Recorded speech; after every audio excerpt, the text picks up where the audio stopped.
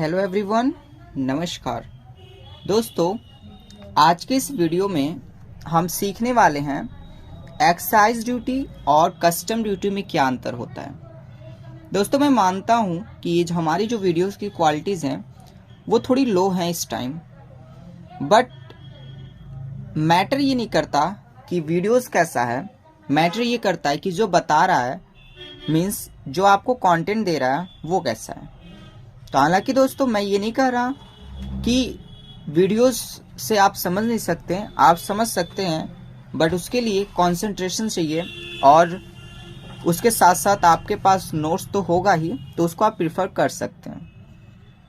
Okay, तो दोस्तों आज के इस वीडियो में हम आपको बताने वाले हैं, जैसा कि आपको थंबनेल से पता चल गया होगा, मीन्स टाइटल से, कि एक्साइज ड्यूटी और कस्टम ड्यूटी में क्या अंतर होता है।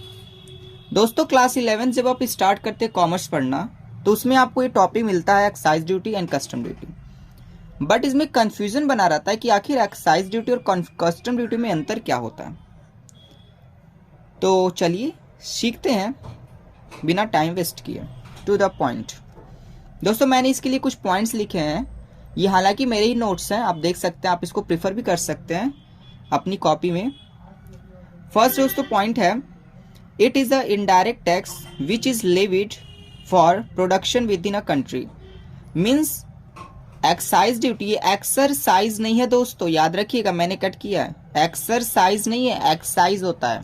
ठीक है, ये दोस्तों एक प्रकार का इनडायरेक्ट टैक्स होता है जो कि प्रोडक्शन पे लगता है। मतलब अगर मान लीजिए आप अपने कंट्री इंडिया में या किसी भी कंट्री में अगर कुछ मैन्युफैक्चर कर रहे हैं, बना रहे हैं, प्रोडक्शन कर रहे हैं, तो with in the country means India के अंदर ही आप बना करके इंडिया में ही आप बेच रहे हैं या फिर सेलिंग कर रहे हैं, ट्रांजेक्शन्स कर रहे हैं, तो वो प्रोडक्शन जो होगा, उस प्रोडक्शन पे आपकी जो ड्यूटी लगेगी, जो चार्ज लगेगा या फिर जो टैक्स लगेगा, आप कह सकते हैं, वो होता है excise duty. Okay, and custom duty क्या होता है? ये भी दोस्तों एक प्रकार के इनडायरेक्ट टैक्स ही होते हैं। इनडायरेक्ट टैक्स में तो आप समझ रहे होंगे, आई होप, मैं ऐसे आशा करता हूं। Which is taken when goods are import from outside the nation. Means जब आप सामान को, गुड्स को, माल को आप किसी अदर कंट्री से अपने कंट्री में मंगवाते हैं, तो वहां बॉर्डर पे दोस्तों एक टैक्स लगता है। बॉर्डर एंट्री के लिए एक आपको टैक्स देना पड़ता है सामान मंगवाने का, इंपोर्ट करने का, और उस टैक्स को ही कहते हैं कस्टम ड्यूटी। लेकिन अगर आप अपनी ही कंट्री में बना रहे हैं तो वहां पे लगेगा आपका excise duty. I hope first point clear हो गया होगा। Means with in the country आपका ये टैक्स लगता है, और आउटसाइड द कंट्री से अगर आप, आउटसाइड द नेशन अगर आप कोई चीज इंपोर्ट कर रहे हैं, तो वहां आपका कस्टम ड्यूटी लगता है। चलिए नेक्स्ट पॉइंट है, एक्साइज ड्यूटी इज वैल्यूएबल और calculated on the basis of number of goods produce. Excise duty आपका तब किस पे लगता है? जितने आपने गुड्स प्रोड्यूस किए हैं। जैसे अगर आप 10 पीस, अगर आप कोई चीज 10 बंडल अगर आप कोई चीज प्रोड्यूस कर रहे हैं एट अ टाइम, तो उसमें आपका 10 बंडल के हिसाब से आपका उस पर चार्ज लगेगा, एक्साइज ड्यूटी लगेगा। बट अगर आप कस्टम ड्यूटी की बात करते हैं तो ये होता है वैल्यूएबल, या कैलकुलेट किया जाता है on the basis of quantity. Means आप कितना क्वांटिटी प्रोड्यूस कर रहे हैं। देखिएगा, नंबर ऑफ गुड्स में अंतर है और बेसिस ऑफ क्वांटिटी में अंतर है।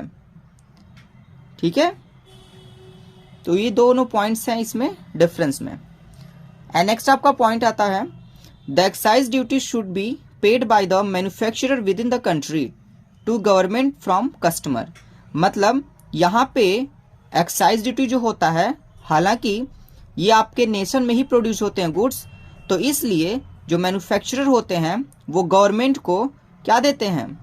ड्यूटी देते हैं, यानी टैक्स देते हैं, और इस टैक्स को ही बोलते हैं एक्साइज ड्यूटी या फिर एक्साइज टैक्स। लेकिन the custom duty paid by manufacturer of foreign goods to central government from customer. मतलब कि इसमें कहने का सीधा सा मतलब ये है दोस्तों कि जो हमारा कस्टम ड्यूटी होता है, ये मैन्युफैक्चरर यानी जो फॉरेन मैन्युफैक्चरर होते हैं, मतलब जो विदेश के जो व्यापारी होते हैं, जो उस सामान को बनाए हैं, वो पेड करते हैं सेंट्रल गवर्नमेंट को, जिसमें वो इंपोर्ट करते हैं चीज़ों को। लेकिन ऐसा इसमें नहीं है। इसमें एक्साइज ड्यूटी में क्या होता है, क्योंकि ये विद इन द कंट्री या विद इन द नेशन आपका मैन्युफैक्चरिंग हो रहा है, तो यहाँ पे जो मैन्युफैक्चरर होगा वो सेम कंट्री का ही होगा और सेम कंट्री के गवर्नमेंट को ही क्या करेगा, एक्साइज ड्यूटी पे करता है। तो ये थे दोस्तों कुछ डिस्कशन। आई होप इस वीडियो से आप समझ गए होंगे कि excise duty and custom duty में अंतर क्या होता है। दोस्तों एक बात मैं आपको बताना चाहूंगा,